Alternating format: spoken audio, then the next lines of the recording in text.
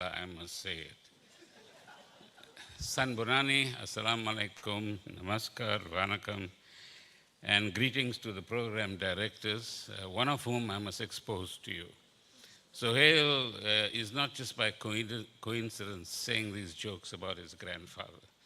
He's a part-time comedian. He promised me that he'll pay me a small commission if I advertise the fact that he's a part-time comedian. The exact amount is still negotiable. There's some good business people here who can help me to actually do that. So ladies and gentlemen, program directors, Rashida and the Meer family, we are gathered here today to pay tribute and of course bid farewell to a unique South African, as you've heard, a comrade, a friend, and a true servant of the people. We are here today to express our heartfelt condolences and solidarity with yourselves as the wider Meer family, and to thank you, as others have, for the sacrifices you have made over this period of time. Now, there are lots of presidents around this afternoon in this audience. The president and deputy president of SASO. I have a grievance against you guys.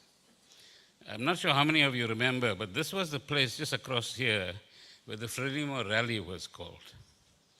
That was the only time I ran a very fast 100 meters. Up the bank there and across the Mansfield School grounds when the cops let the dogs loose. It was in 1975. Curry's Fountain, of course, next door, has been famous in the Congress movement's history.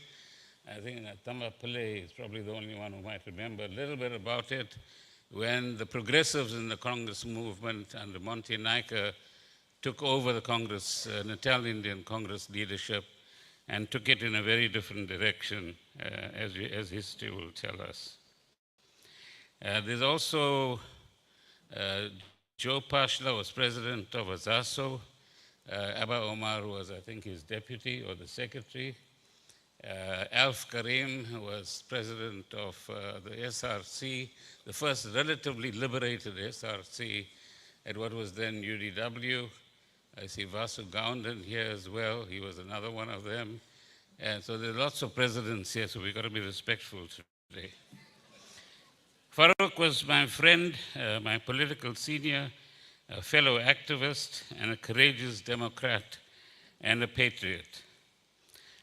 A humanist, a caring person, as you've heard. He had a wonderful sense of humor, which to an extent his family has covered, but he was always a mixture of a firebrand on the one hand and a person who could make you relax in his presence on the other hand. And hugely generous, not only with biryani, but in many, many ways as well. And in so many ways over the decades that many of us have worked with him in very different capacities. His commitment to sustaining democracy, ethical political values, and the constant striving for social justice with quiet courage and humility were the hallmarks of his character. He was proud of his family. I won't tell you how much he loved his wife because he kept mentioning her wherever he was with us. I loved his wife, and of course she was his best friend as well, and his children. He was embedded in the Congress tradition, yet maintained a unique political and personal philosophy and approach. So he followed the line, as we would have called it in those days, but didn't hesitate to state his own views when it was necessary and appropriate. He was both an idealist and a pragmatist, but formidably principled, uncompromising in his opposition to the evils of apartheid, to injustice, to divisiveness, to rent-seeking, what we call corruption in plain English, and to any kind of anti-democratic conduct. He was loyal, as many have said already, to the principles of the Freedom Charter and believed, and I here quote the Freedom Charter, as Linda Zama said, that South Africa belongs to all who live in it, black and white. He was always willing to make huge sacrifices because he believed in that no government can justly claim authority unless it is based on the will of all the people. And we do have a country that is based on the will of all the people. But it's a country that needs a lot of development in many respects, which I will come back to. He also believed that our people have been robbed of their birthright to land, liberty, and peace by a form of government founded on injustice and inequality. That's the apartheid that we left behind 30 years ago. But we haven't left behind its entire legacy, because townships are still townships. Dispossession is still dispossession. Exclusion from the economy is still exclusion from the economy for the vast majority of South Africans.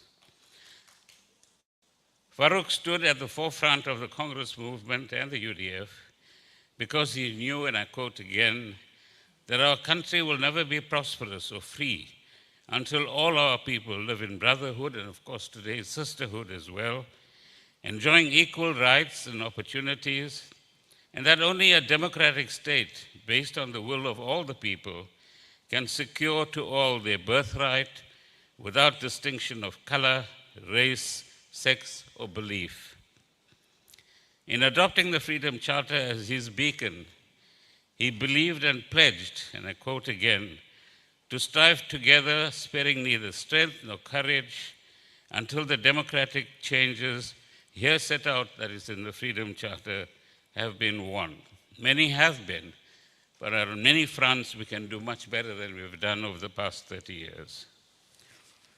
So through the 1970s and 1980s, Farooq unhesitatingly took up leadership positions in the NIC, the Release Mandela campaign, the anti-psych campaigns, the anti-TRICAM campaign, in the UDF in KZN, and later in the branch of the ANC in his area. In doing so, he rallied civic and ratepayer associations, religious and cultural organizations, student formations, and actively supported local and sectoral struggles on on every one of these fronts.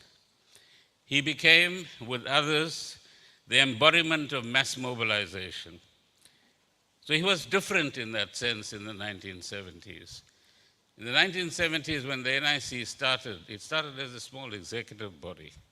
Didn't get involved in mass struggles because we, if you take the average age in this room, I think most will remember from where I stand, just a mention of Robben Island chased people away from us at the time, let alone the knocks of the security police at our front doors or visiting the many meetings that we would have. But he was different. When the time came for mass mobilization, with people like Jerry, Tamba, and others, and Ila, he walked the streets of virtually every area and mobilized people for the campaigns that he was involved in and that he led. He was a campaigner for the Congress approach to injustice, a champion and participant in many organizations that grew from strength to strength, and above all, he actively confronted the apartheid state and those who collaborated with it. Farooq was a caring person, a compassionate comrade, and as Rudyard Kipling says in his poem, if you can talk with the crowds and keep your virtue, or walk with kings and not lose your common touch, that is indeed Farooq that we knew. Thousands of people whom he touched through his work will attest to his simplicity, his humility, his common touch, his ability to engage all sectors of society, and his deep empathy for the plight of the poor and marginalized. He was faithful, if you like, to the Congress line, to the principal values of the movement and the unity of the oppressed and of democratic whites. At the same time, he was unhesitatingly critical and straightforward in his views when he thought the very same values and goals that he and so many had sacrificed for were being undermined or dishonored or violated as they are today by some. Notwithstanding this important approach, he never disengaged from active participation in progressive organizations and events over the last 20 or 30 years. He remained a progressive activist until his health declined, critical but encouraging, expressive about his disagreements but not antagonistic, never afraid to engage and approach the leadership of the day on matters that concerned him, and many others, never hesitating about taking a stand on matters of principle, Congress principles, and saying so boldly. From a personal point of view, I'm truly indebted to him for his caring touch. Each time I was detained and released, he would be at my doorstep, say, get into the car, let's go and see a doctor, let them examine you properly. But in recent times, Rashida reminded me, when reading a newspaper or seeing an item on the news on TV, he would give me a call. PG, what is this nonsense that I read about in today's paper? Straightforward, you say it to the point. And we must still account to him as our senior. Or what's going on in respect of XYZ issue that is current at that particular point in time. He would not fail to make those wonderfully supportive calls also. He says, don't worry about all these chaps that are attacking you. You do your job. That's the most important thing. But we also had many debates, as others have mentioned, on political issues, on global developments, or on events in South Africa. On many issues that we would finally agree upon, but there would always be times when we disagree and said, okay, we'll settle our difference later. I was fortunate to visit him, Rashida, and the family a few weeks ago, but he was admitted to a hospital a day later. Nadia, of course, kept me informed about what happened subsequently. If you scan the period that all of us are talking about, and let me take you through that memory lane very quickly. 1971, Bolton Hall, that is now a forgotten place, was the launch of the campaign to set up the NIC. 1972, Gandhi Library in Queen Street, I'm not sure how many of you remember it. That was the first conference of the NIC where I think he was elected treasurer. And where Delisa's organization at the time, the Black Consciousness Movement, wanted to absorb the NIC. But later on, as you can see, we converted all of them to the Congress movement. They haven't made that confession here today. 1974, Kaji Hall, next conference.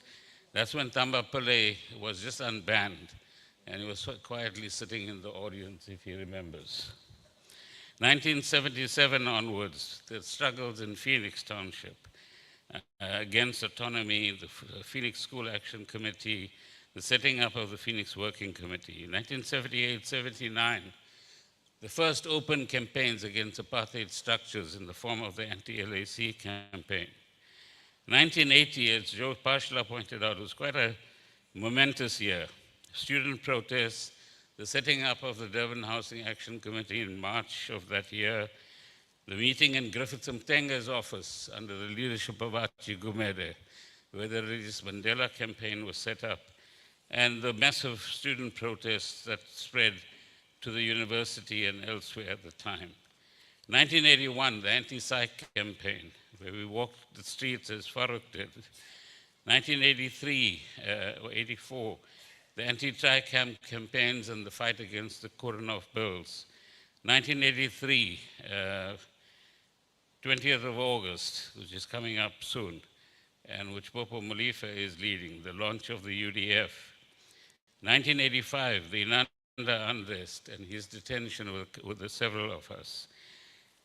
That was a terrible night when Farooq and a few of us, including Jerry Kuvaria, Yunus Muhammad, I think Paul David, were in the same car, and guys with rifles were looking for us. And we went into a warehouse in the Phoenix Industrial Park, and Farooq had a rifle at the back of his head, telling us to get out of that place and get into a car and footsack from Phoenix. But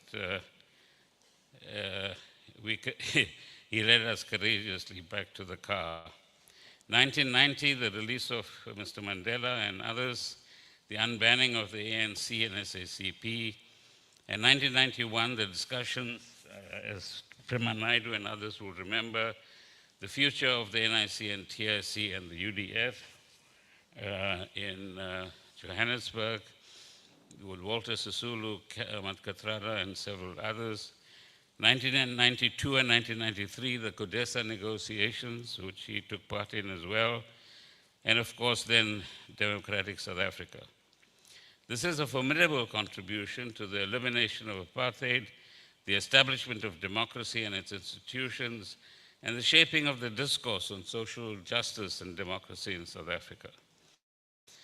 Farooq understood that sustaining of these democratic values, including non-racialism, non-sexism, and striving for social justice, and the principles of the Freedom Charter and our Constitution will not happen automatically. It will entail constant, non-antagonistic struggles, a unity of purpose to be built, and a new generation of democratic activists being created. And that's a missing factor in the hall today, not enough young people who are going to take over the cudgels and the task of what Farooq had contributed into the years ahead. And in this instance, as I conclude, I want to quote Nelson Mandela as he says that the truth is that we are not yet free. We have merely achieved the freedom to be free, the right not to be oppressed. We have not taken the final step on our journey, but only the first step on a longer and even more difficult road. For to be free is not merely casting off one's chains, but to live in a way that respects and enhances the freedom of others. The true test of our devotion to freedom is just beginning. So there's a long struggle ahead. 30 years is too short a period in order to create the ideal South Africa we want. But that does not mean that we must actually give up.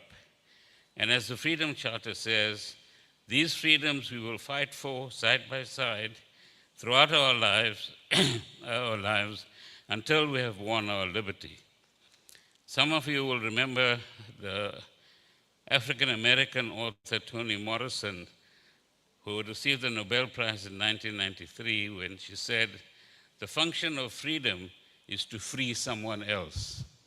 And it's a very thoughtful way in which we can pay our final tributes to the kind of legacy and inspiration that Farooq has left us with, to be formidably principled, uncompromising in our opposition to all forms of injustice, to divisiveness, to rent-seeking, to corruption, to anti-democratic conduct amongst any organization. Be the bearers of hope, a better future without poverty, hunger, inequality, and greed. That kind of future is possible, but that is a future that we have to struggle for. Hamagash le Farooq. Thank you.